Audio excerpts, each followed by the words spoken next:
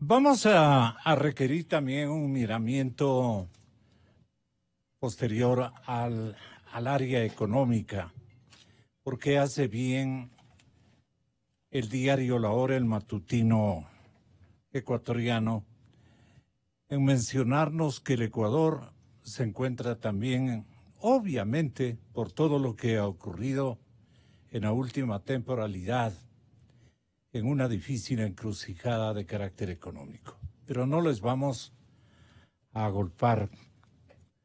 Pero el examen es indispensable para que la reflexión de todos los ecuatorianos.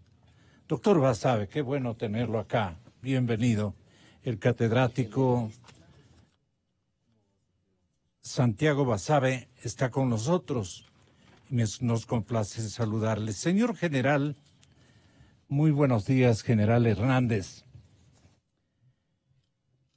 Con el honor que nos dispensa nosotros y nos ha dispensado siempre, nosotros hemos vivido muy agradecidos como medio de comunicación colectiva. Muchas gracias por estar aquí. Muchas gracias, doctor Santiago Basabe.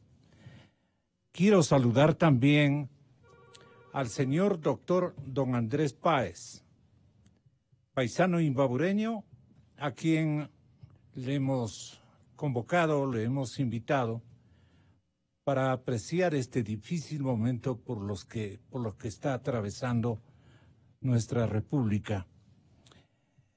La estabilidad del Estado, de alguna manera, ha estado y permanece en riesgo. ¿Qué espera usted,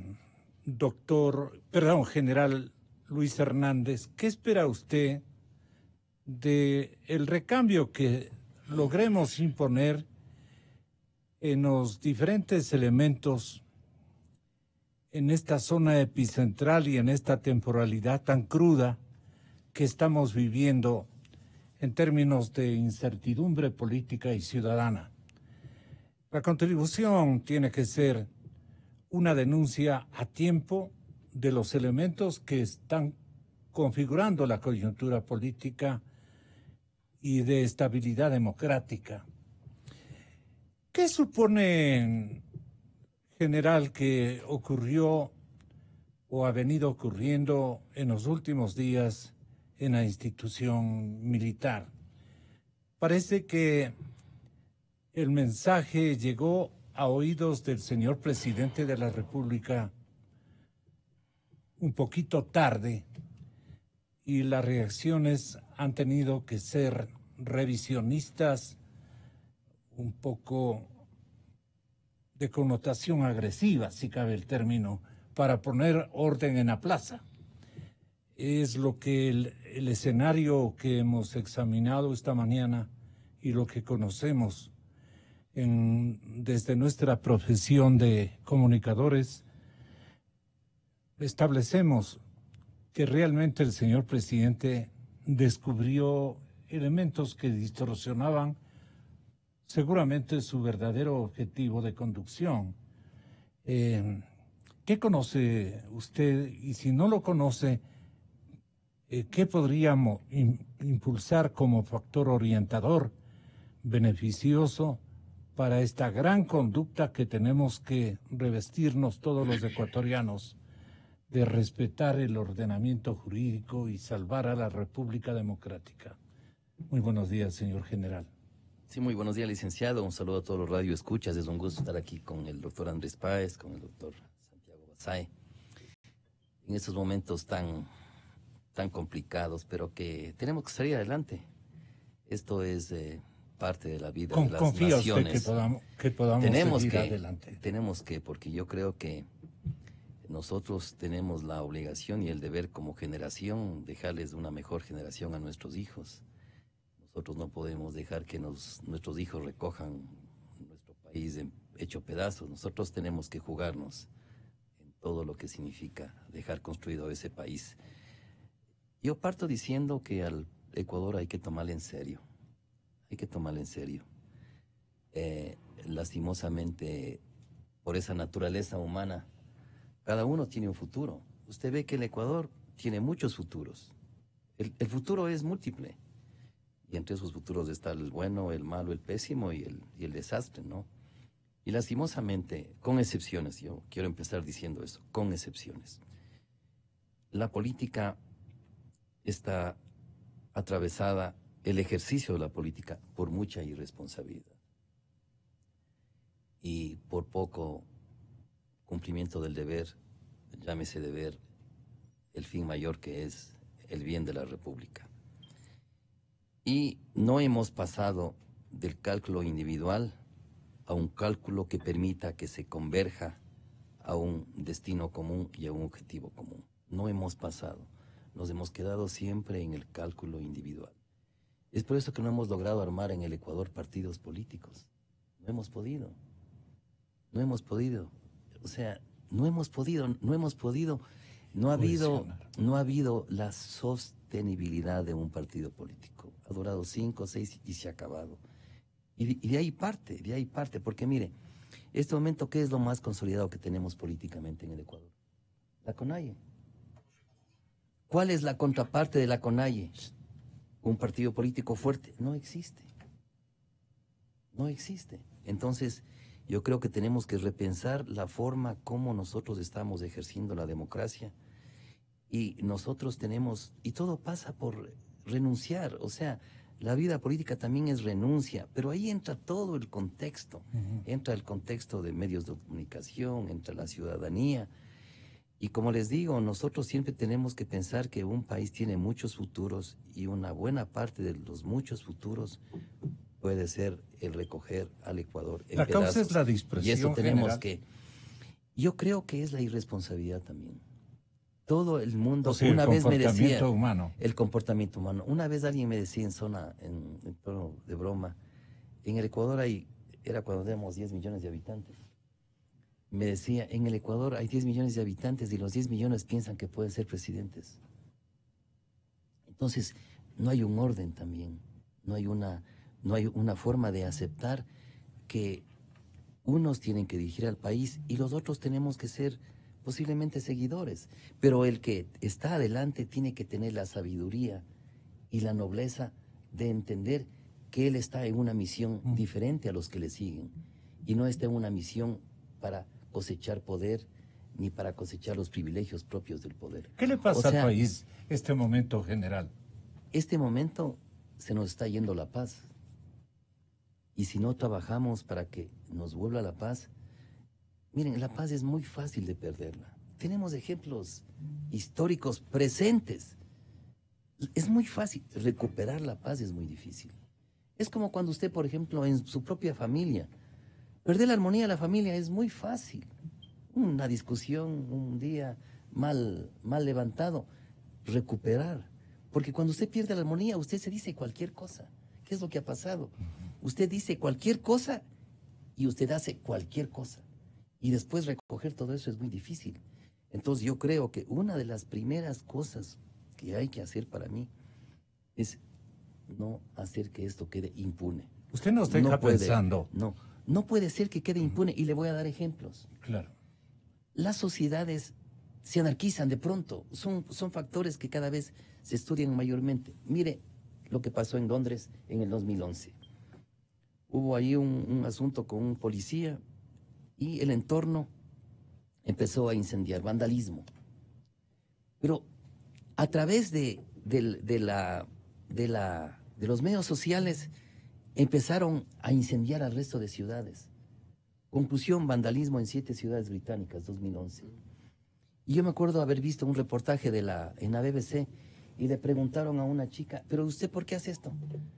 Me parece o sea, me parece divertido. No, es que así son las sociedades. Pero no hubo impunidad. ¿Qué pasó? Capturaron a 3.500 personas y las 3.500 se fueron a la justicia. El último, el que fue sancionado con la mayor cantidad de años, me parece que fue 6 años. Otro ejemplo, hace 2 años hubo la reunión del G20 en Hamburgo. Igualmente, vandalismo. Usted que estuvo ahí, Santiago, en Hamburgo, ¿qué podía imaginarse que eso podía pasar? Hubo, o sea, una sociedad aparentemente, no aparentemente, muy desarrollada, inteligente. Vandalismo. pero no hubo impunidad. Hubo un grupo especial de la policía que se dedicó a investigar e identificó a todos aquellos que participaron en el vandalismo y les pusieron afiches en las estaciones de tren, en los lugares públicos, y todos fueron llevados a la justicia. Entonces quiere decir que un Estado no da la otra mejilla. Un Estado no puede dar.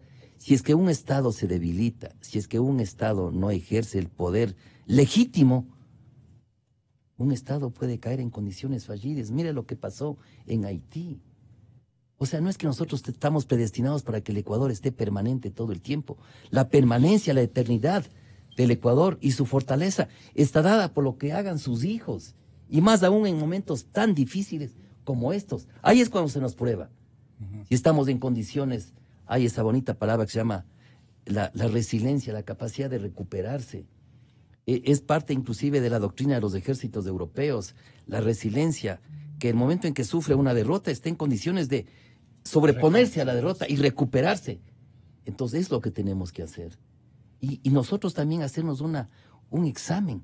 ¿Qué también nosotros estamos haciendo mal como individuos, como organizaciones, como empresas privadas, como movimientos?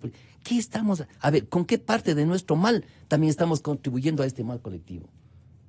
Entonces, yo creo que eso es muy importante y yo soy una persona de mucho optimismo, de mucha fe, y nosotros tenemos que ser capaces de que podemos hacer ese ejercicio de recuperarnos para mejor. Pero como dije anteriormente, todos tenemos que hacer un mea culpa, pero ese mea culpa tiene que también servir para no entrar con esa maldad nuevamente al escenario que nos permita construir un mejor Ecuador. El empeño y el esfuerzo para reconstruir la paz nacional, la institucionalidad democrática, está a este momento en manos de nuestra generación y de nuestros cuadros ciudadanos. Pero, señor doctor Basabe, esta tela de impunidad, este escenario de impunidad, ha sido precisamente el mayor insumo para el vandalismo que está predominando incluso en instituciones que tienen que dar un ejemplo de una estabilidad impresionantemente fortificada por la conducta ejemplar, digamos, de sus valores y de sus bases. Y eso no creo que esté ocurriendo en el lado oscuro de este Ecuador, que quiero que tenga usted la bondad de examinarlo. Santiago Basabe, Cadena Democracia. Gracias, Gonzalo. Buenos días a la amplia audiencia, al general Hernández, a Andrés Páez. Yo voy a decir algo que sabe todo el mundo y que todo el mundo se viera la cara cuando tiene que decirlo. En el Ecuador hace más de 10 años opera toda una estructura paramilitar, con una estructura táctica importantísima, con muchos recursos económicos, con apoyo desde diferentes sectores sociales, inclusive dentro de los indígenas. Ahí la declaración de Lourdes Tibán es decidora. Ella dice, dentro de la organización indígena hay células organizadas alrededor de generar no la búsqueda de las demandas ciudadanas o de las demandas indígenas, sino búsquedas de otro orden, que está amparada por un sector importante del Poder Judicial y que está amparada también por sectores de las universidades. Toda esta estructura está articulada alrededor de recursos económicos enormes que están dados en función de un objetivo claro, que es generar la inestabilidad, generar la salida del gobierno y el retorno del expresidente Correa. Porque el expresidente Correa sabe que si no genera eso, va a terminar preso. Y si no preso, va a terminar con sentencias. Esto sabe todo el mundo, menos inteligencia militar y policial. La desaparecieron o la tornaron correísta. ¿Qué será? Eso ya hay que preguntarles a esos. Eso sí ya no sé. Pero esto que le estoy diciendo es un secreto a voces. Hay organizaciones sindicales o sectores de la organización sindical que no reivindican la lucha de los trabajadores, sino que están buscando generar el caos y la inestabilidad. Y todo está orientado nuevamente a la posibilidad de evitar el enjuiciamiento penal del expresidente Correa. Es la estrategia argentina, es lo mismo. Mire usted la estrategia del peronismo argentino y la estrategia de acá. Es exactamente la misma. La estrategia de acá y la estrategia de los sectores más extremistas brasileños es la misma. Es toda una estructura alrededor de no perder el poder. Cuando esos llegaron al poder decían, de aquí nos quedamos 30, 40 años en el poder. Eso decían. Yo me acuerdo una persona cercana al gobierno hasta ahora, cuando habían pasado 6 meses, creo, del gobierno del señor Correa, cuando recién llegó. Yo le felicito, todavía estaba la cosa empezando. Le digo, bueno, que tenga un buen gobierno. Y dice, no, aquí nos quedamos al menos 20 años. 2007, no en el 2009 o en el 13, cuando tenían ya muchísimo poder, apoyo, abusos, etcétera, muchos etcéteras. Esa es lo que ellos quieren, y para eso tienen no solo lo que les estoy planteando, y que todo el mundo sabe, sino una enorme cantidad de recursos económicos. Enorme cantidad de recursos. ¿De dónde proviene? Del Estado, pues. De lo que se robaron. ¿De dónde más va a ser? De lo que se robaron, pues. Entonces, digamos, solo por poner un ejemplo, que es un ejemplo torpe, porque el valor que voy a poner es torpe, por lo poco que es, ¿no? Digamos que se robaron $1 millón. Entonces, del $1 millón, yo me quedo con unos 300, 400 mil dólares, que para ellos eso es poquito, 400 mil dólares. No. Es para las colas, para los tabacos, para los que fuman. Destino 100 o 200 mil dólares para los abogados, porque hay que pagar abogados para los juicios. Y contrato a los mejores abogados del país, obviamente. No, los abogados que defienden a toda esta gente no son los que salen en la televisión, no. Esa es a la persona a la que el abogado, que en realidad está en el proceso, le da una plata, ¿no? Y le dice, ve, gánate tanto por firmar este juicio, pero el que defiende soy yo. Así es. ¿No es cierto? Es los grandes bufetes de Quito y Guayaquil. Todo el mundo sabe, vos, Andrés, que eres abogado, esto sabes de memoria y sabrás muchísimo más, además. Entonces, guardo ese pedacito también para los abogados a que nos defiendan. Vean que esos abogados son parte también de la corrupción, pues al final.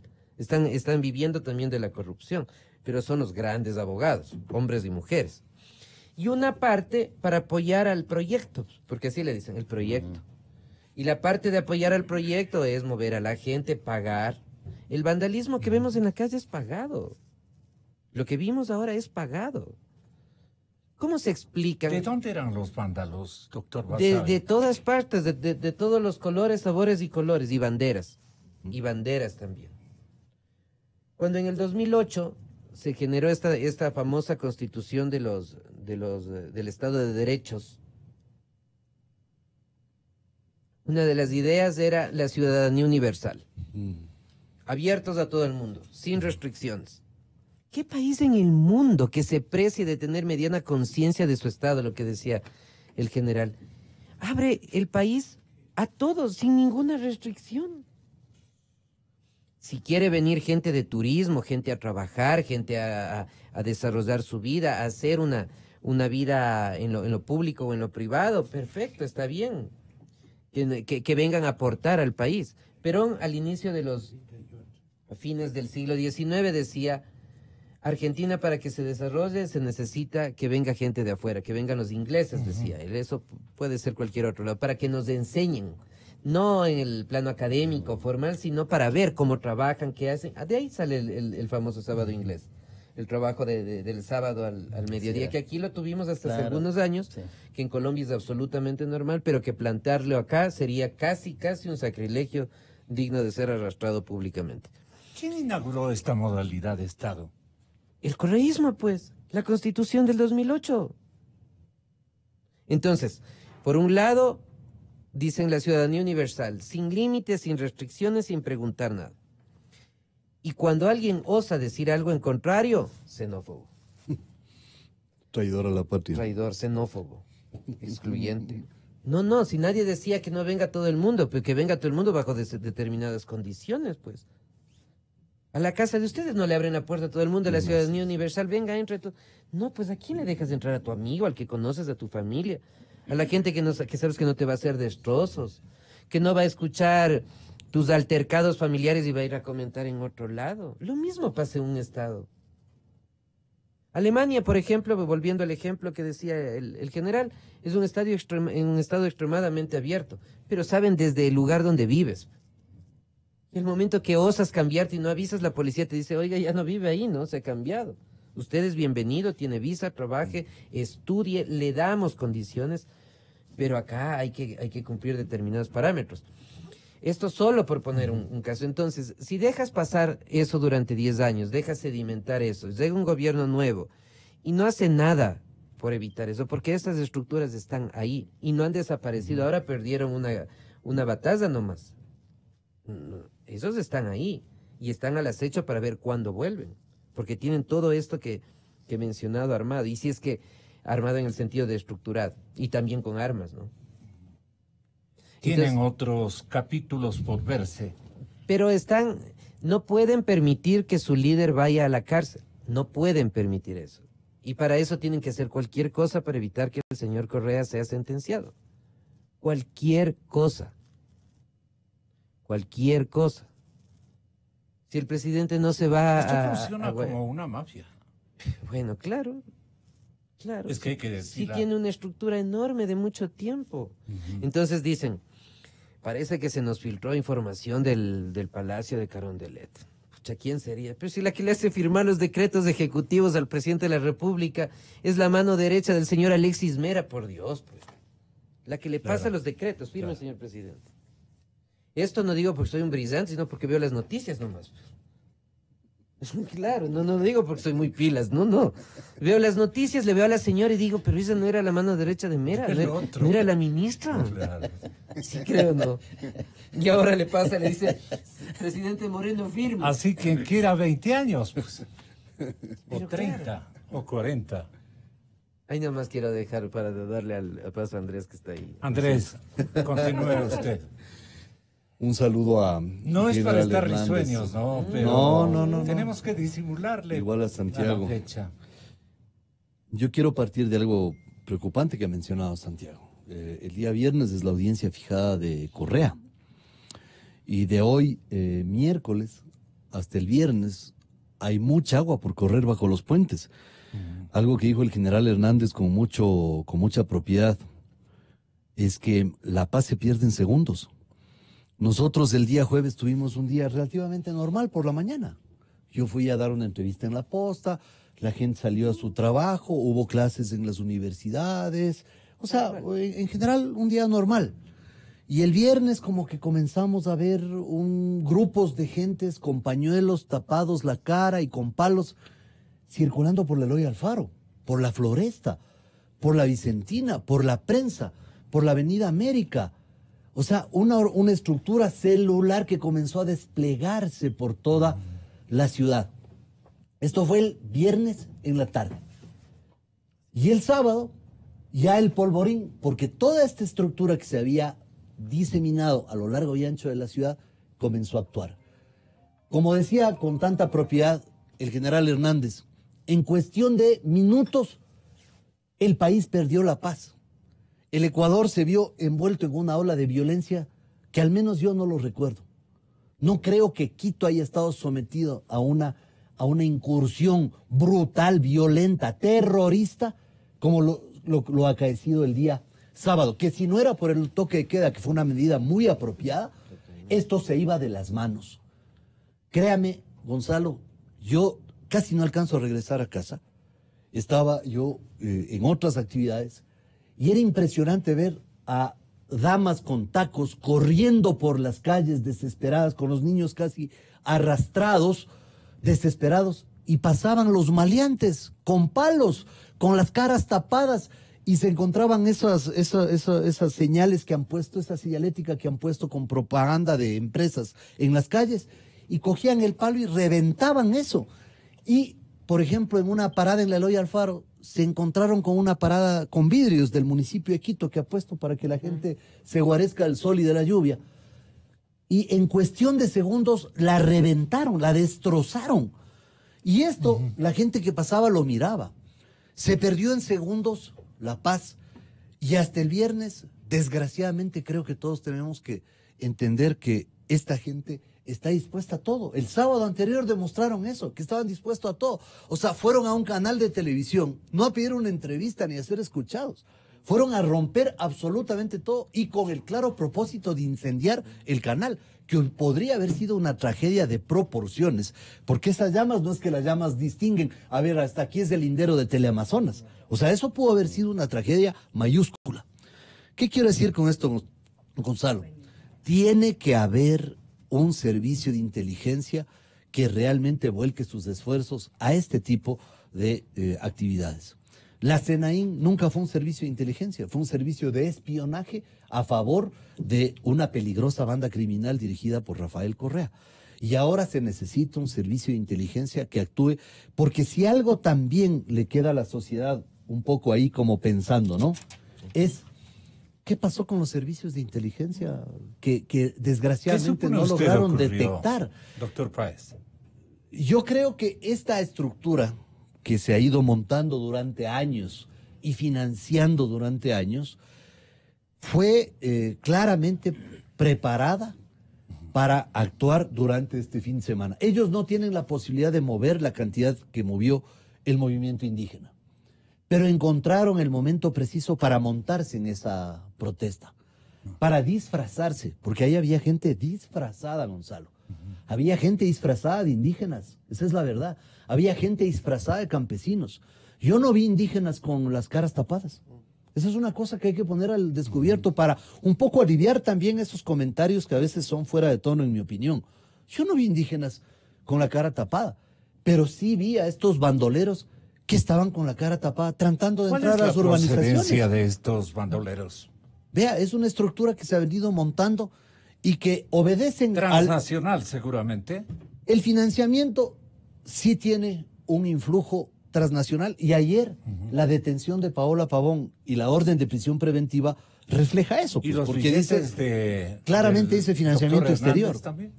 Bueno, evidentemente son $5,000 que le han encontrado en billetes al asesor de Hernández o al colaborador de Hernández, ¿no? Esa es la verdad. No ha dicho la cifra públicamente, pero yo sé que esa es la cifra, son $5,000 en billetes, que es una cantidad considerable para una persona que no figura en el IES, no figura en ninguna parte. O sea, ¿de dónde sacó? ¿Quién le dio esa plata? Pero Gonzalo, mire, tenemos que también observar el problema de fondo y con responsabilidad. El problema de fondo y el caldo de cultivo de todo esto es la pobreza. Así de contundente, Gonzalo. Mire, hay casi 7 millones. Hemos abandonado al campo. Pero no solo al campo, Gonzalo. O sea, los cinturones de miseria en las ciudades. Gonzalo, o sea, hay que entender que un campesino tiene una herramienta básica para su vida, que es la guadaña. No estoy hablando del tractor que hablaba el señor Isa. Voy más abajo, la guadaña. La guadaña funciona unas con diésel y otras con gasolina. Usted le sube el precio a eso y deteriora las condiciones de vida de esa gente. ¿Sabe por qué? De la vida real. Le pregunto a un indígena en Chimborazo, ¿cuánto le costó a usted producir ese quintal de cebada? $15, me dijo. ¿Va? Le digo, ¿cuánto le pagaron? $10. Le digo, ¿cómo? Me dice, claro, pues me toca perder $5. Porque si no recibo los $10, tengo que botar la cebada para que se coman los animalitos. Y pierdo $15. Entonces, por lo menos con los 10. ¿Qué significa, Gonzalo? 40 años de hacer más pobres a los pobres. Esa es la verdad. ¿Saben cuánto cuesta ese quintal de cebada en el mercado de Riobamba? $50. O sea, alguien está explotando a los más pobres y hay un Estado tapado los ojos, hay un Estado que incrementa 1.000 millones de gasto corriente y un Estado que dice, bueno, ¿saben qué? Por esta sola vez, ¿no? Porque vamos de 40 años de por esta sola ocasión, les vamos nuevamente a endosar la crisis a las familias ecuatorianas. Gonzalo, si aquí tenemos cada vez más pobres, si tenemos un campo desolado y desamparado, sin créditos, porque ¿sabe qué? ¿A dónde van los créditos? Del Banco de Fomento de la CFN. No van a los indígenas, no van a los campesinos. Van a unos fulanos que tienen palancas para comprarse yate en Miami. Esa es la verdad. Y después, como no pagan, les condonan los intereses y finalmente les condonan la deuda. Esa es la verdad. Indígenas que no tienen fertilizantes, herbicidas, fungicidas, que no tienen herramientas, que están abandonados a su suerte, que les cerraron las escuelas comunitarias. Esa es la verdad. Les cerraron las escuelas. Los niños no están yendo a clases, Gonzalo. porque no tienen para el pasaje los padres y porque la escuela queda, la del Milenio, que es la mega obra para el mega robo, queda a 2 horas de distancia. Y los 10 centavos del pasaje, ese campesino no puede soportar. Entonces, hay que entender que las medidas sí le afectan a ese sector de la población, pero también le afectan a la clase media. ¿Sabe por qué, Gonzalo? Yo he visto, créame, yo a veces también me toca a mí hacer las compras. Fui al Santa María, me constó, Gonzalo, una señora llevaba en la mano doblados los billetes. Comenzaron a pasar los productos y ella veía cuánto se marcaba. El rato en que llegó la maquinita registradora, ¿no? El rato en que llegó a $80, dijo hasta ahí nomás. Y se quedó la cuarta parte del carrito con las compras y dijo, eso es lo que puedo pagar, 79, 60, algo así. Tome, señor. La gente vive con las justas, Gonzalo. Esa clase media no puede seguir soportando más medidas. Hay que pedirle al gobierno un acto de sensibilidad. La gente de la clase media, de la clase pobre, está afectada por las medidas y por supuesto tienen que ser dimensionadas. Hay que cobrar la plata de los rateros de la década saqueada que se robaron 70,000 millones. Hay que vender un sinnúmero de activos que son improductivos.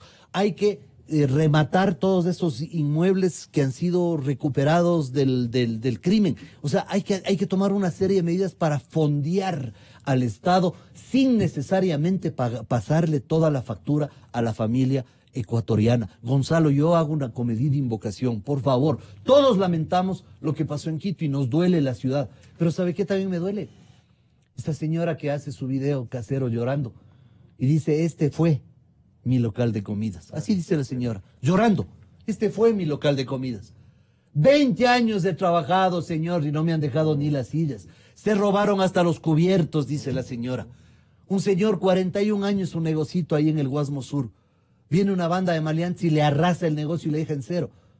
Porque se le robaron. A una señora le dejan solo los armadores de la ropa. O sea, duele este país. Señores, hay que pensar que este caldo de cultivo para estos grupos irregulares está en la pobreza. Hay que resolver el problema de la pobreza. No es solamente ahora ir con todo, con el aparato de justicia para que no haya impunidad, que esa es una demanda de la sociedad. Pero sobre todo tenemos que generar unidad en el Ecuador para enfrentar la pobreza, la crisis económica. Entonces quiere decir que los insucesos ocurridos en Quito General desde más o menos el día 4 de octubre, no responden solamente a motivaciones coyunturales. Es el decreto 883 el que se configura como el desencadenante de un coraje popular reprimido que explota finalmente por un modelo de Estado desequilibrado, injusto, inequitativo. Y ahí viene lo peor. Viene un armatoste que beneficia a solo un grupo político anarquista, como es el Correato. O viene una aventura al fin de sectores que quieren reaccionar ante esa realidad y no encajan en un molde ya previamente comprometido y preparado. Entonces se repliegan de nuevo y dejan hacer y dejan pasar. Estamos viviendo esa repetición de insucesos, de acontecimientos no leales con la estabilidad democrática fundamentalmente. ¿Cree usted que de esta antevíspera fue apenas un final de un episodio y que el episodio sigue adelante y que estamos acechados por una realidad que puede francamente desequilibrar las relaciones democráticas en nuestro país, general? Ahí la estrategia se llama secar el pantano. O sea, el pantano es lo que tenemos, ¿no es cierto? El caos, todo. Y para que ese pantano se seque hay que cortar todas las vertientes de agua. Y viene de todas las direcciones. Secado, las vertientes de agua se seca. Entonces todo el mundo contribuye a que ese pantano se mantenga con agua.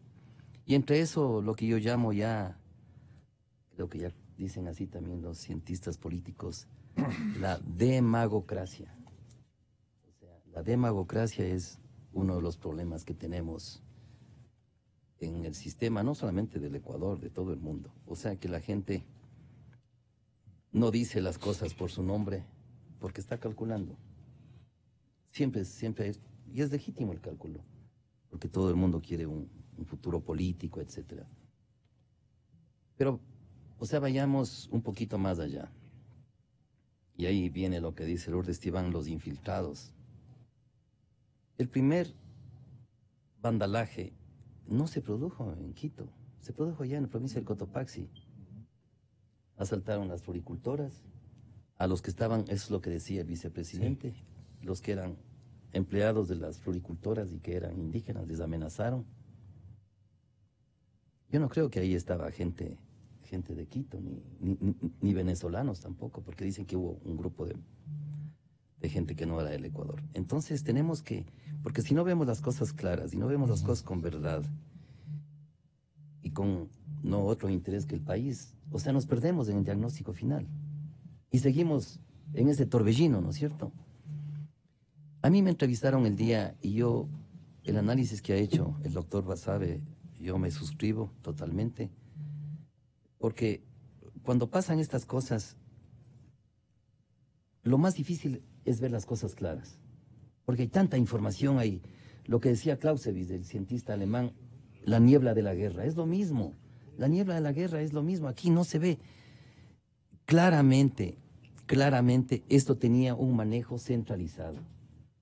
Tenía un manejo centralizado, y esto empezó en octubre del 2017, cuando le toman a Patiño, o 2018 puede ser, le toman a Patiño, y Patiño ya invita a que se tomen edificios. Ya lleguemos. ¿Y dónde estaba él?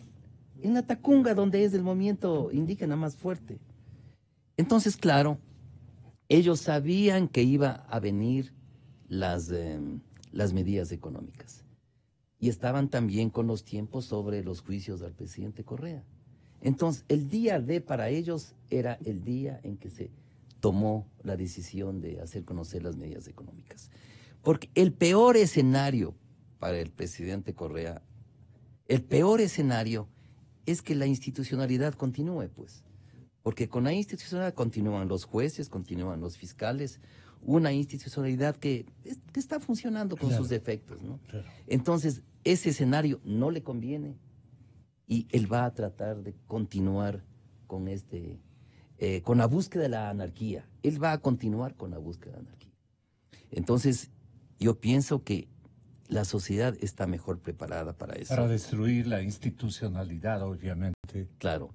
Ahora, yo también estoy de acuerdo con lo que dice el doctor Páez. Tenemos que nosotros, uno de los desafíos de los próximos, de las próximas generaciones, es la distribución de la riqueza. Eso es muy importante. Yo digo, si una persona tiene 10 millones de dólares, porque tenga 1 millón más, no va a vivir 1 año más, pues, si estaría garantizado que por cada millón que yo tengo vivo 1 año más, voy a vivir exactamente, el nivel de vida exactamente igual. Entonces, obviamente, no hay que matar tampoco el emprendimiento, pues, ¿no? Para eso hemos llegado a un nivel de inteligencia en que podemos encontrar soluciones de sentido común, pero ahí se atraviesan los intereses y la naturaleza humana.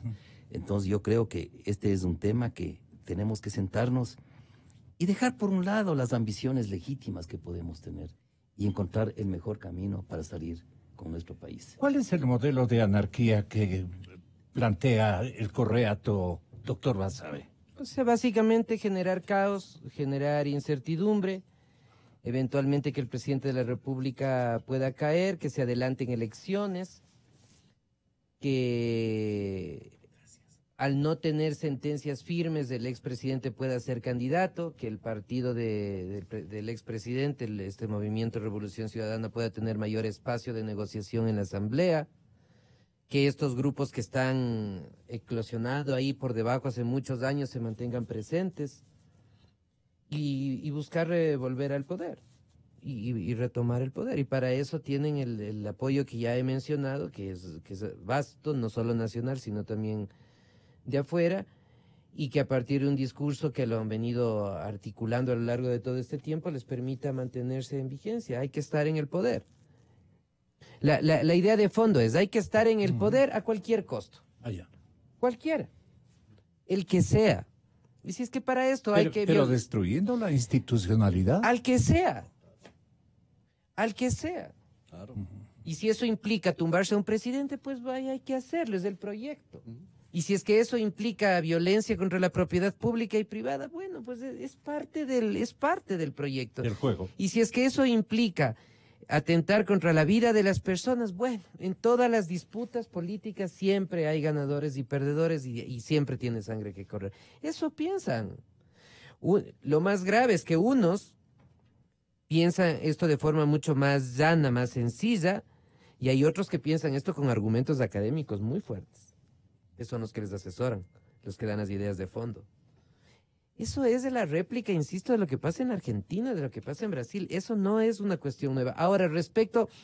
Pero en paralelismo vinieron a la realidad nacional, concurrieron a la realidad nacional dos cuadros de un pensamiento más o menos parecido, homogéneo.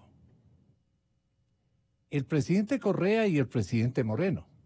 El expresidente Correa y el presidente Moreno, para ser más puntuales.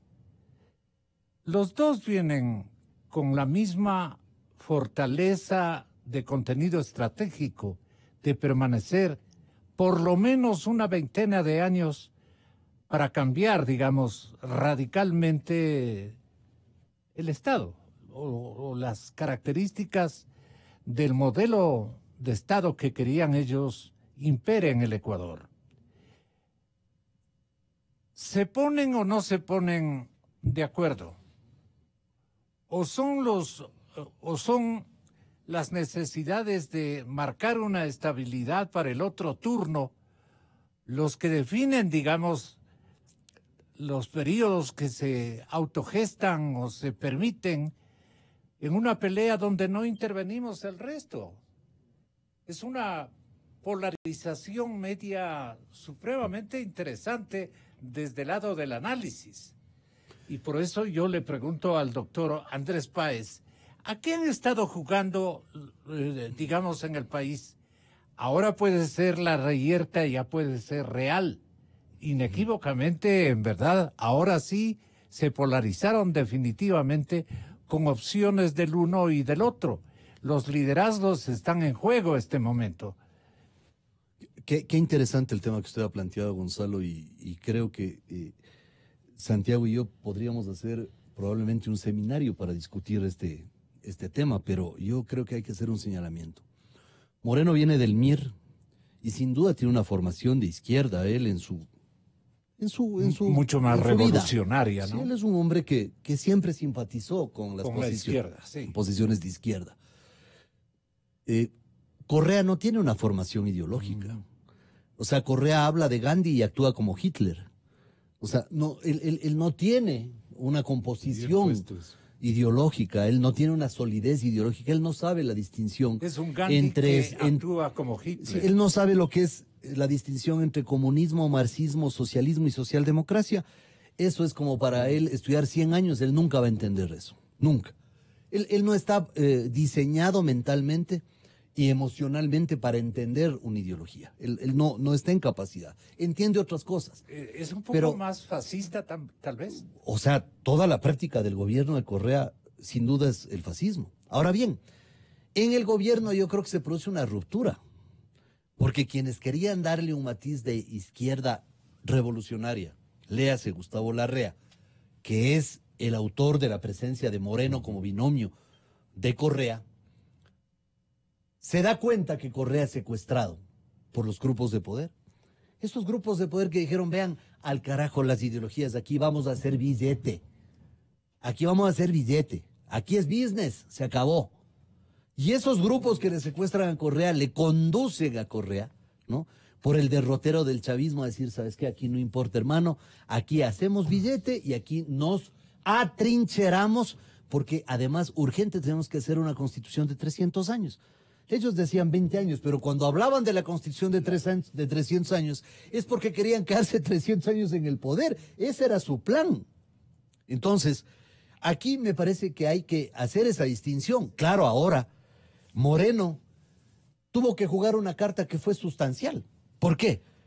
Porque ¿cuál era la exigencia del lado correísta? Oye, ¿sabes qué? Tienes que tapar todo lo que hemos hecho, pues. O sea, tienes que tapar lo que hemos hecho. Entonces Moreno dice, a ver, ¿y las cuentas? ¿Qué cuentas? Ay, pues dice, pero si no hay nada, ¿cuál mesa servida? Se han robado hasta los cubiertos. Y el otro dice, oye, tranquilo, hermano, que aquí con Venezuela te ayudamos, no te preocupes, pero no abras la boca, no digas nada.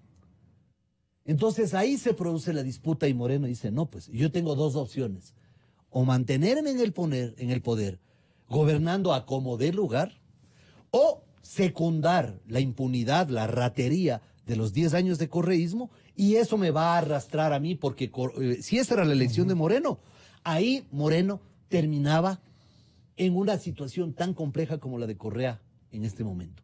Entonces, fue una decisión política la de Moreno. Pero de principios. No fue una decisión ideológica. Perdone, doctor Páez, pero de principios. No de principios. Fue una decisión de conveniencia política en ese momento, porque él tenía un escenario extremadamente complejo. Entonces, él llega y dice, a ver, un ratito, esto es un desastre, no me han dejado la mesa servida. Por ahí comenzó la bronca.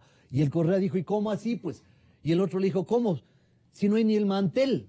Se han robado hasta la mesa, no sean tan sinvergüenzas. Y el otro dice, no es verdad, mira esto, el otro aquello. Y comienzan a sacar las cifras. Si la deuda externa no son 20.000, son 81.000 millones. Y comienza la disputa esa, y Moreno se ve acorralado. Y en la encrucijada dice, no, pues, si yo me meto, es Gonzalo como que su mejor amigo. Le venga y le dice, oye Gonzalo, acabo de asesinar a mi mujer. Usted tiene dos opciones. Acolitarle, esconderle el cuchillo, meterle en su casa, ¿no es cierto? Y cuidarle de la justicia. O asociarme con impunidad. Y asociarse con la impunidad. Y la otra opción es decirle, ¿sabes qué, hermano? Es una lástima, pero tu obligación es de entregarte a la justicia y pagar y responder por lo que has hecho. Moreno tuvo esa encrucijada y Moreno dijo, bueno, vamos a gobernar con lo que tenemos, y comienza Moreno primero a sacar, ¿se acuerdan que quiénes eran ministros al comienzo de Moreno? Hernández era asesor, la Pavón era ministra, el Barrera era también secretario creo que de Cenecit. O sea, la parte, el foco radical del correísmo estaba enraizada en las áreas estratégicas del gobierno de Moreno. Y ellos solitos se comienzan a ir porque dicen, nos jodimos. Nos jodimos. ¿Por qué? Porque no hay la plata. No hay la plata y ya no están los Alvarado y todo el aparato de propaganda se nos fue de las manos. Y resulta que ya se dieron cuenta que quebramos TC, Gamavisión y los restantes 19 medios de comunicación. O sea, ¿saben qué? La cosa se nos está complicando. Así que vamos nomás y comenzamos a torpedear desde fuera, porque si no, esto nos arrastra. Entonces, Moreno ahí comienza a echar mano ¿de quién? De los Ruptura, vengan unos poquitos acá, otros poquitos de acá, y hace ahí un gobierno, digamos, multicolor, de una composición bastante abstracta y que es difícil de escrutar en este momento en tan poco tiempo. Pero Moreno se da cuenta de esto, y claro, ahora, cuando ya llega el punto, Correa dice, te rebelaste, ya vas a ver lo que te pasa. Y va Patiño y dice, vamos a pasar de la resistencia pasiva a la resistencia combativa. Por eso el juez le dicta orden de prisión, pues, por la denuncia de Juan Carlos Machuca, que dicho sea de paso, Juan Carlos la semana pasada, el miércoles, le denunció a Pavón, a Guiñaga, a Hernández. Esa denuncia alineadas está en esa tendencia. Sí, claro. Entonces, ya fue un grito de guerra, 18 de octubre del año 2018, un año antes. Ya Patiño advierte, vamos a la resistencia combativa. Y lo que ha sucedido ahora es eso, en sus términos. Esta es la resistencia combativa. Y como con tanta propiedad dice Santiago, no importa lo que haya que arrasar, no importa. No importa lo que haya que hacer. Aquí el asunto es, primero, impedir que el líder, ¿no es cierto?, el líder vaya a la cárcel. Claro. Y en segundo lugar, que se siga judicializando a toda la banda. O sea, no podemos permitir eso. Entonces, es una situación desesperada la que vive. Doctor Basabe, pero el presidente Moreno prefiere al país, prefiere a la institucionalidad democrática de alguna manera que antes que al proyecto. Sí. O no estoy leyendo adecuadamente. Yo creo que él ya no es parte del proyecto, él es un traidor, un enemigo, así ha sido calificado el presidente Moreno. Yo creo que la conducción de él empezó bien, más allá de los bemoles que bien lo menciona Andrés, pero me parece que cometieron un error enorme hace pocos meses, digamos así, en pasar de lo que ellos decían un gobierno de transición, que me parece era el justo punto de este gobierno y que no es menor además, a pasar a convertirse en actores políticos con posibilidades electorales hacia el 2021. Y decir, nosotros vamos a lanzar candidatos propios, nosotros vamos a estar en el proceso electoral.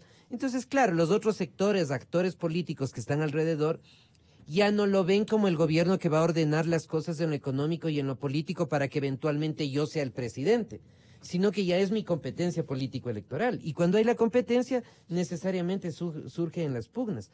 Ojalá eso sea uno de los temas que puedan rever ahora. Sí. Es decir, si ustedes quieren ser candidatos, menos mal todos son jovencitos, son sub-40, entonces esperen un ratito. Si van a acompañarme en el gobierno, dejemos las pretensiones electorales para después. No son personas pasadas los 65, los 70 años. Si quieren así, sigamos. Y si es que no, muchas gracias. Esa me parece que es una decisión del presidente. Porque, y además de forma miope, estos actores políticos piensan que así ganan espacio y lo único que están consiguiendo es que todos los actores políticos les empiecen a tirar dardos porque los ven como potenciales candidatos en el 21. Y la segunda cosa que me parece requiere un cambio enorme, inmediato, es la comunicación del gobierno. O sea, desde cuestiones de forma. Ustedes ven las cadenas nacionales. No, fatales. Desde la forma. No se diga el contenido. El presidente de la República, esperamos 3 horas para la cadena nacional, se demora 40 segundos en la cadena. A decir nada, además. A decir nada. Entonces la gente dice, ¿y qué dijo el presidente? Nada. No, pero hubo una cadena nacional. ¿Y qué dijo? Que Dios nos bendiga. Exacto. Que Dios nos bendiga 2 veces, dijo además, porque ahí es cuando me retorcía un poco más. Para que no nos olvidemos. Entonces, desde cuestiones, insisto, de forma... Estamos en manos de Dios, digo. Sí. Así, lo cual es cierto también. Aludamos al presente. Y en este instante, ¿en qué nos encontramos, Andrés? Vean, Gonzalo, es doloroso lo que voy a decir. Es doloroso, pero tengo que decirlo. El acuerdo con los indígenas no soluciona el problema. Cuidado pensar eso.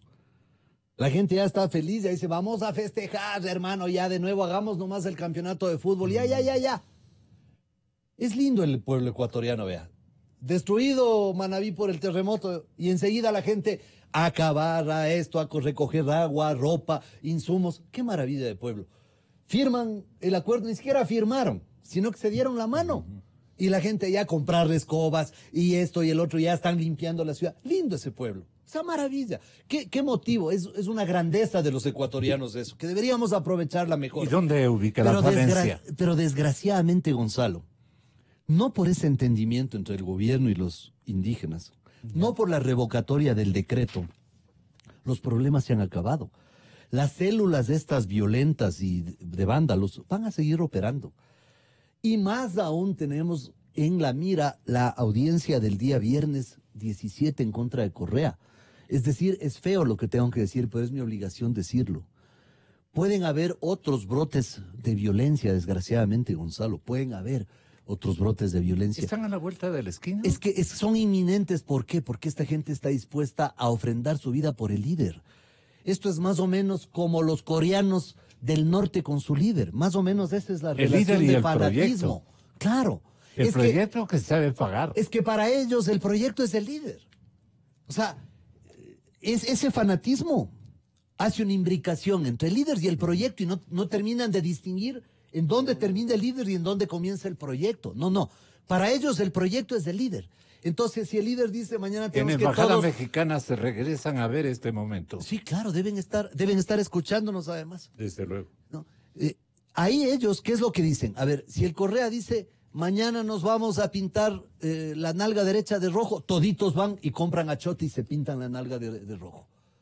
No les importa porque están enceguecidos por el proyecto. Entonces, para ellos el proyecto es el líder. Si el líder va a ser juzgado el viernes por un caso, que es además, como lo dije en estos mismos micrófonos, Gonzalo, apenas 20 millones de los 70.000 que se robaron.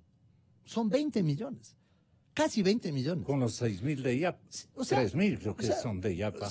O sea, vea, Gonzalo, eso nomás ya les ha alterado. Imagínese usted lo que significaría Dar cuenta despojarles de 70.000. de las haciendas, los hoteles, los departamentos plata en la en el playa, exterior. las casas, los depósitos en el Caribe, en los paraísos fiscales. O sea, Gonzalo, esto realmente es un problema que Santiago lo ha puesto con tanta inteligencia y claridad en escena, que debemos de estar preocupados los ecuatorianos, porque mañana puede ser que nuevamente hayan estos brotes, ya no de una dirigencia impulsando a sus bases a decir, salgan de los campos, vamos a la ciudad, que por cierto, esa gente vino por un par de días. O sea, verá, Gonzalo, la gente salió del campo y dijo 2 días, máximo 3. Y eso porque No. me multan en $20. Claro, y ¿sabe qué? Se quedan 12, a los 12 días la gente decía, bueno, ya me quiero ir, ya extraño mi casa, extraño mis hijos, me han robado los borregos. Eso es lo que decía la gente, Gonzalo. Gente de adentro de la Casa de la Cultura nos contaba. Los sanitarios colapsados, la gente en una situación verdaderamente, ya con problemas de la piel. Claro. O sea, la gente también No, estaba... no se bañaban, no Claro, había la gente estaba en una situación recursos álgida. sanitarios ¿no? suficientes. O sea, Gonzalo, la situación, esa gente vino por un momento, se les infiltran, se les roban la protesta, hacen el vandalismo y después el único... ¿De dónde vea, proceden los infiltrados? No me convence nadie en Vea, el diagnóstico. vea, los infiltrados están enraizados en Con el diferentes madurismo. capas de la sociedad. Le voy a decir, Latinoamericana. Gonzalo, verá, desde una capa intelectual alta de la sociedad, que son los que están planificando y dando ideas, y de ahí hasta el lumpen social, es decir, delincuentes que están sin camello y que les ofrecían $50 diarios por salir a vandalizar. Si decían, si no tenemos que robar una billetera hoy día. Si se roban un celular y venden en $40, imagínense. Dice, me están dando 50 sin tener que robar a nadie. Vamos nomás a vandalizar. O sea, esto atraviesa todas las Etapas. las capas sociales. Todas las capas sociales atraviesa esto, Ya. ¿no? Entonces, el único que yo creo que salva al movimiento indígena, y hay que reconocer su claridad, es Salvador Quispe, en FM Mundo. Cuando él dice, vean señores, se nos fue de las manos el movimiento. Ya no podemos hacer nada. Se robaron los correístas la protesta. ¿Y saben qué? Nos están presionando porque nosotros queremos arreglar y no nos dejan arreglar. ¿Y saben qué? Dice Quispe, hay plata de por medio. Gonzalo, ¿quién financió? Máscaras antigases, morteros, escudos, no de una latita, no de esos escudos de cartón hechos por los combatientes venezolanos en las calles o cuando éramos niños, que desarmábamos, sí, nos armábamos un cartón y peleábamos, cartón. no, escudos de metal. O sea, alguien financió todo esto, pero esto no se financió el fin de semana. No. Esta es una operación que se programó durante todo un año y que se ejecutó. Entonces, aquí hay un problema. Entraron en desespero por la diligencia judicial del próximo. Sí, claro, por eso, pero además por 2 cosas. Primero, porque Salvador Quispe revela que el paro se fue de las manos de los indígenas. Entonces la gente se comienza a preguntar, la gente dice, a ver, un ratito, pues, ¿qué pasó? ¿Quién mismo es el que está protestando? Eso es lo que pasa. ¿Quién mismo está protestando? Y la segunda cosa, Gonzalo, es la atinada medida del gobierno y de las Fuerzas Armadas que dice, a ver, un ratito, esto no puede seguir así, toque de queda. Toque de queda. Entonces, cuando se produce el toque de queda, ahí es donde se pacifica la ciudad de Quito y puede retomar la fuerza pública el control de la ciudad. Fueron 2 factores, las declaraciones de Quispe y luego el toque de queda. Y ahí ellos tienen que replegarse y ya no podían estar vandalizando. Sin embargo, Gonzalo, seguían caminando como Pedro en su casa. Yo los veía, seguían caminando, no les importó. O porque de pronto ni les informaron que había toque de queda y decían qué raro, no hay nadie en las calles, vamos nomás. O qué efectivos que hemos sido, ya todos se asustaron. Pero había gente caminando con palos, Gonzalo, con palos en las manos. Las gentes de las urbanizaciones tenían que salir a defenderse, ¿con qué? Con raquetas de tenis, con un palo sacado de la cerca, con un bate de béisbol que tenían de recuerdo de algún viaje que hicieron alguna vez, no, porque aquí el béisbol no es un deporte muy común. La gente salió a decir, aquí no se van a meter. Que esa es otra cosa, Gonzalo. Fíjese, desarmaron a la sociedad. No se olvide usted que Maduro desarmó. Chávez lo primero que hizo es desarmar a la sociedad. Desarmar a toda la sociedad. Incluso a los que no deben ser desarmados, porque hay un grupo de la sociedad Total que indefensión. tiene que ser desarmado. Entonces le dejaron a la sociedad a merced de la delincuencia, de ampones, de gente contratada, de gente que estaba financiando esta operación y gente que estaba haciendo mucho dinero. Gonzalo, se meten 3 veces a la Contraloría. O sea, primero se meten. Yo fui el primero en decir, vean, están quemando la Contraloría, ¿sabe? No, yo fui el primero en decir, se metió a la Contraloría, ¿sabe por qué? Porque me llama un empleado de la Contraloría que es mi amigo. Mis hermanos se están metiendo a la Contraloría, ¿qué hago? Le digo, no te expongas, esos son delincuentes. ¿Sabe dónde se refugió? En una bodega, 4 personas, hasta el día siguiente, 7 de la mañana, que lograron salirse. Lo que pasó en el fraterno Teleamazonas. Claro, y después ya entraron ¿a qué? A quemar, a destruir, ¿no es cierto? Pero, y no sé si precisamente iban tras los expedientes, de paso arrasaron con los expedientes, pero era lo simbólico de quemar la Contraloría, ¿no es cierto? Claro. ¿Cuál es el mensaje de eso? ¿Saben qué? No nos investiguen. Ese era el mensaje que va a la Contraloría. No nos investiguen, no nos jodan, no nos provoquen. Ese era el mensaje. Y luego van... Sí, ni los donde documentos Teleamazonas. probatorios tienen. ¿Cuál era el mensaje de quemar Teleamazonas, Gonzalo? ¿Saben qué? No digan lo que dicen. Digan lo que nosotros monopolizamos durante 10 años. Nosotros teníamos la verdad oficial y ustedes tenían que rectificar cada vez que les pedíamos. Y ustedes se cuidaban de sacar las noticias. Aquí era Les igual. incendiamos, ¿saben por qué? Porque quedan advertidos de que no pueden decir cualquier cosa. Tienen que decir lo que nosotros queremos que se diga. Es el estado de terror instaurado por las bandas criminales. A eso llegó el Ecuador el día sábado. Hay que ver lo simbólica que está detrás de todas estas... ¿Por qué se entran a la asamblea, Gonzalo? Pero no la quemaron, fíjese usted. Entraron a la asamblea, pero no la quemaron. Porque a la asamblea entraron los indígenas, con unos pocos infiltrados y no vieron las condiciones para causar desmanes. Entonces dijeron, vamos nomás, porque no, esto no nos va a salir bien. Pero a la Contraloría, si entraron, si son al frente, la Contraloría y la, Claro. y la asamblea. ¿Por qué no fueron al Ministerio de Defensa? Ok. Doctor Basabe, los empresarios que estuvieron ayer más o menos fielmente representados en la conversa de esta víspera en la cadena Democracia, se mostraron sensibles al descuido de la institucionalidad privada y de la institucionalidad pública respecto a los desafíos que la pobreza estaba planteando desde hace algunos meses o quizá años a la clase popular de las urbes y a la clase campesina en el área rural. Yo oí reflexiones como la de Fernando Santos, reflexiones como la del presidente de la Asociación de Bancos Privados, Julio José Prado. Escuchamos nosotros al presidente de las cámaras de la producción, Patricio Alarcón, referir sobre la pobreza los siguientes juicios de valor, de reconocimiento. Me impresionaron las palabras de esta señora, representante de la etnia Sarayaku, Sarajevo. que dijo, ¿para qué sale el petróleo si no nos beneficia? Seguimos siendo pobres.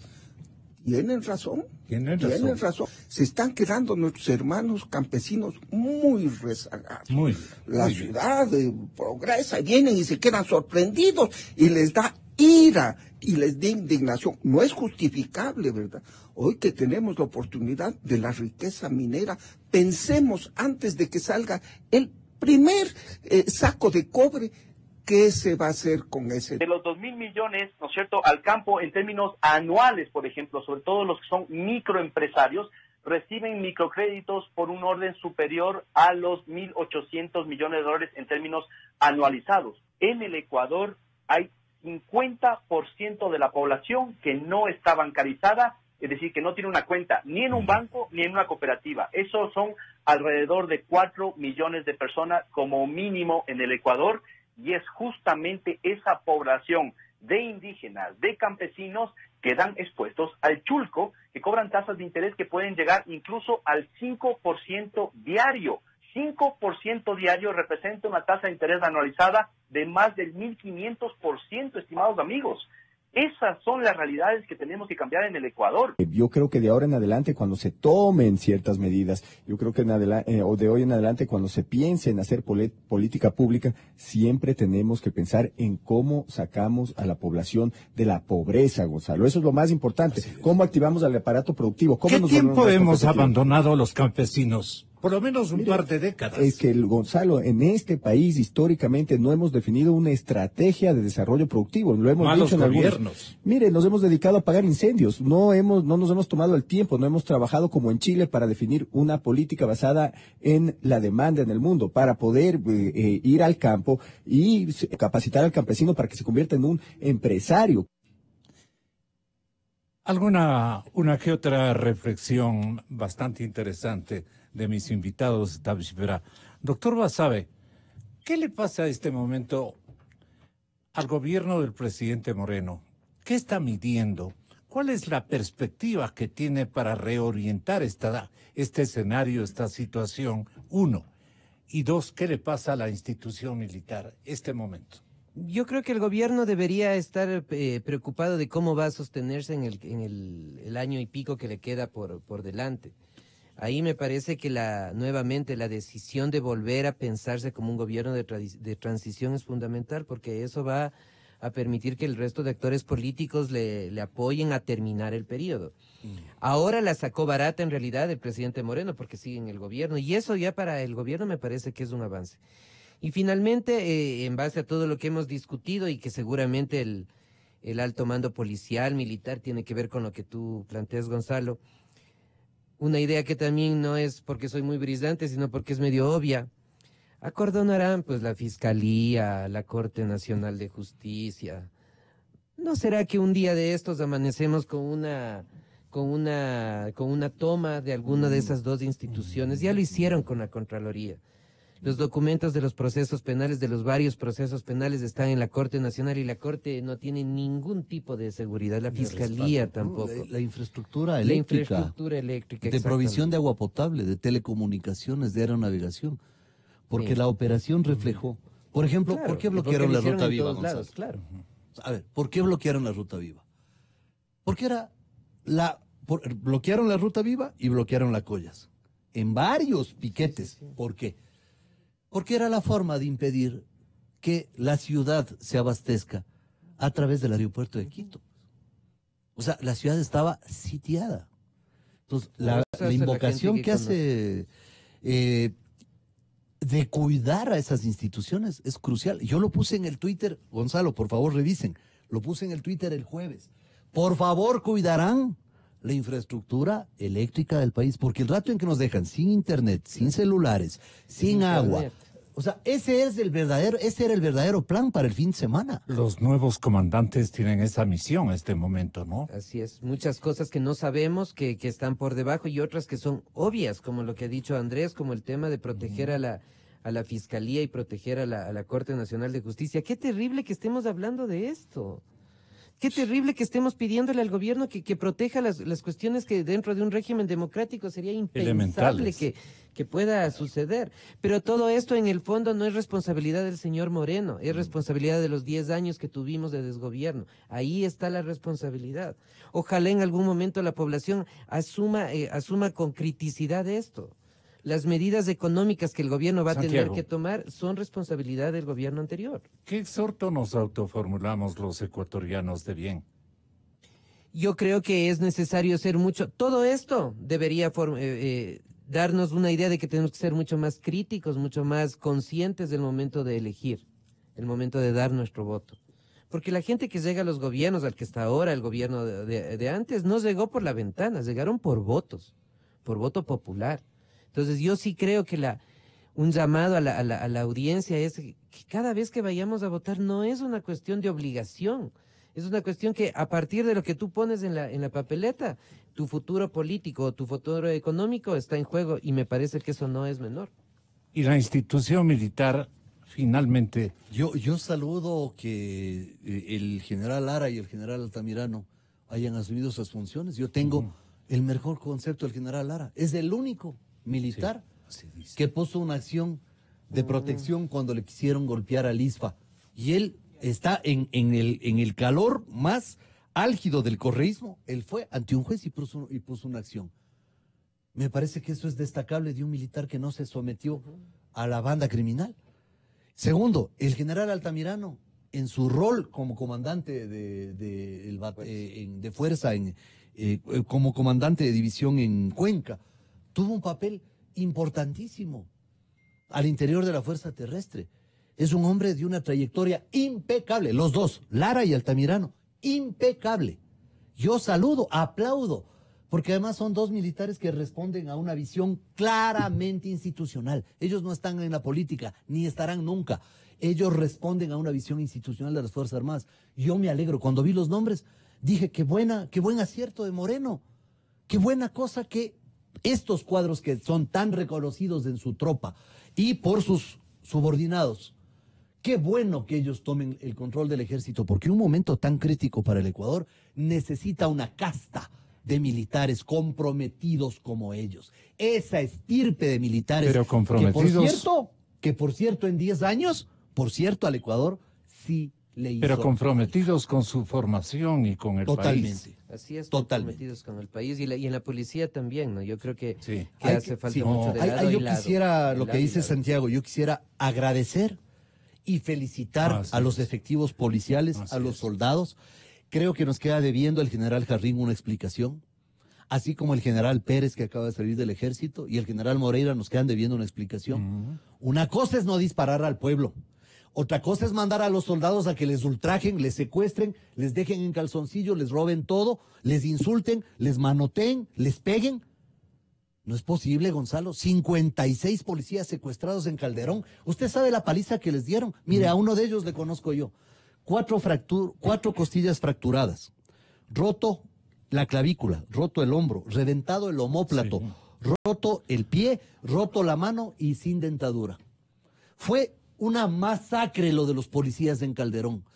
O sea, yo agradezco a los policías y uno perdió uno de sus ojos. Y el otro está el 70% del cuerpo quemado. El otro está el 70% del cuerpo quemado. ¿Sabe qué deberíamos hacer? Algo para que ese pobre hombre pueda ser atendido en un hospital con mayor capacidad para atender a quemados, que no está el hospital de la policía. Pero ¿sabe qué, Gonzalo? Yo agradezco a esa gente porque ellos tampoco el primer día sabían que iban a tener 12 días de batalla. O sea, 12 días de batalla, Gonzalo. Esto fue a lo bestia. Usted sabe que hay policías que se quedaron en el centro histórico día y medio. No podían ser abastecidos. ¿Saben quién les dio de comer? Los vecinos les bajaban con soga. Un vasito de agua, un pan ya medio duro. Esa gente se alimentó ahí y ¿saben cómo tuvieron que defenderse? Muchos de ellos tuvieron que ocultarse porque no tenían ya bombas lacrimógenas. O sea, lo que pasó en Quito es salvaje. Creo que la sociedad tiene que homenajear a nuestros policías y a nuestros soldados y decirles a los jefes militares, una cosa es no disparar y otra cosa es mandar de carne de cañón a los soldados y a los policías para que sean ultrajados por gente desadaptada.